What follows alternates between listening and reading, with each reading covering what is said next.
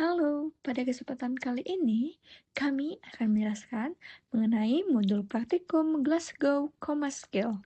Sebelumnya, izinkan kami memperkenalkan dosen pengampu kami yaitu sebagai berikut dan anggota kelompok kami yaitu yang pertama ada Nikadek Dwi Angelia Pratiwi, yang kedua Nikoma Friska Swastika Putri, yang ketiga Loh Eni Rediani, dan yang terakhir Putu Rudi Alit Saputra. Kita mulai dari pembahasan yang pertama, yaitu mengenai definisi Glasgow Coma Scale. Glasgow Coma Scale merupakan salah satu metode penilaian yang bertujuan untuk menilai tingkat kesadaran pasien secara objektif sehingga kondisi neurologis dapat dipantau dan tindakan medis yang sesuai dapat segera dilakukan. Berdasarkan hasil penelitian, GCS dapat disimpulkan sebagai suatu sistem pengukuran yang dirancang untuk mengevaluasi respon pasien terhadap rangsangan mata, verbal, dan juga motorik, sehingga tingkat keparahan cedera atau gangguan neurologis dapat ditentukan secara akurat. Menurut Fitriani, Hayati, Syatriawati, Lismawati, dan Kasim pada tahun 2022.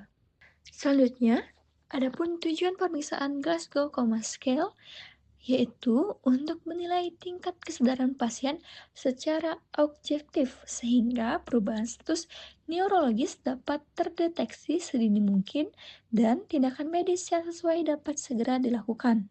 Instrumen ini menilai tiga komponen utama, yaitu respon membuka mata yang menunjukkan kesadaran dasar terhadap rangsangan, respon verbal yang menilai kemampuan komunikasi dan orientasi pasien, serta respon motorik yang mengevaluasi kemampuan pasien mengikuti perintah atau bereaksi terhadap rangsangan nyeri. Menurut Najwan dan juga Anderson tahun 2023. Adapun penilaian tingkat kesadaran pada Glasgow Coma Scale, A. Compos Mentis dari angka 15 sampai 14, yaitu kesadaran normal, sadar sepenuhnya dapat menjawab semua pertanyaan tentang keadaan sekitar. B. Apatis dari angka 13 sampai 12, keadaan kesadaran yang segan untuk berhubungan dengan sekitarnya, sikapnya acuh tak acuh. C. Delirium dari angka 11 sampai dengan 10. Orang yang mengalami ini biasanya pasien di rumah sakit yang tampak gelisah, disorientasi atau sesama orang, tempat, dan waktu, dan juga memberontak, berteriak-teriak, berhalusinasi, dan kadang juga berhayal. D. Somnolent dari angka 9 sampai 7, yaitu kesadaran menurun, respon psikomotor yang lambat, mudah tertidur, namun kesadaran dapat pulih bila dirangsang. Tetapi jika rangsangan dihentikan, pasien akan tertidur lagi, mampu memberikan jawaban verbal. E. Stupor dari angka 6 sampai 4. Keadaan seperti tertidur lelap tetapi ada respon terhadap nyeri. Pasien atau orang yang mengalami ini masih dapat dibangunkan dengan rangsangan kuat, tetapi pasien tidak terbangun sempurna dan tidak dapat memberi jawaban verbal yang baik.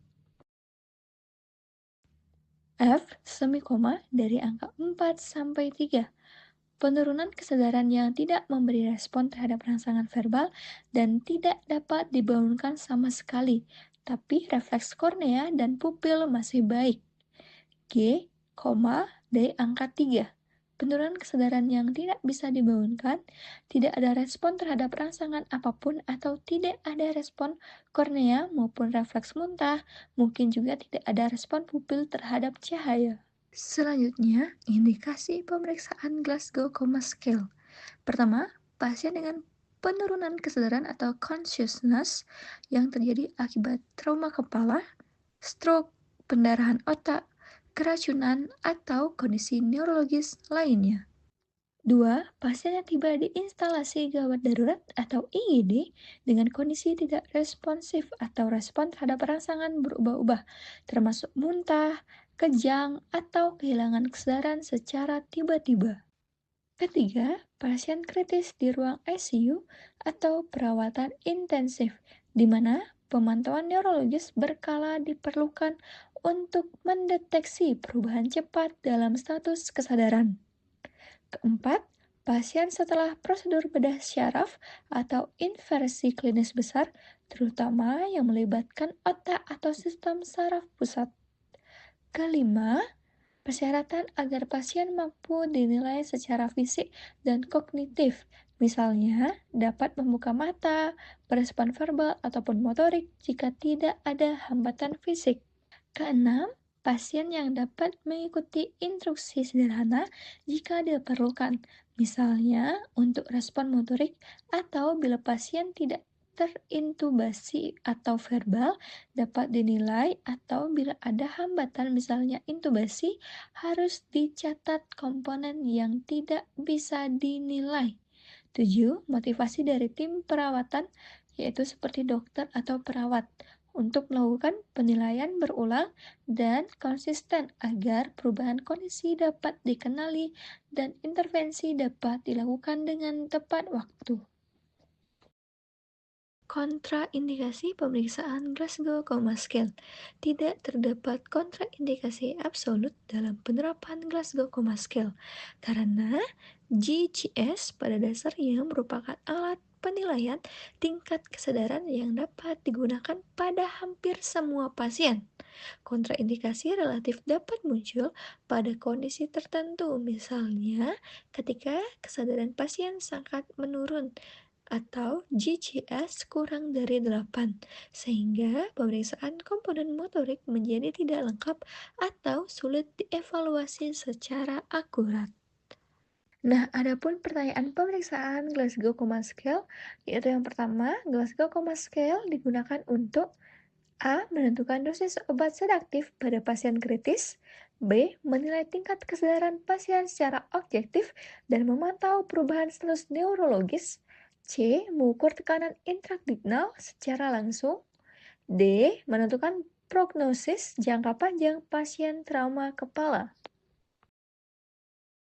Dan pertanyaan yang kedua yaitu komponen Glasgow Coma Scale yang menilai kemampuan pasien mengikuti perintah atau bereaksi terhadap rangsangan nyeri adalah A. Respon membuka mata, B. Respon verbal, dan C. Respon motorik, serta D. Respon refleks pupil. Demikianlah yang dapat kami sampaikan. Semoga ilmu ini bermanfaat bagi kita semua. Terima kasih.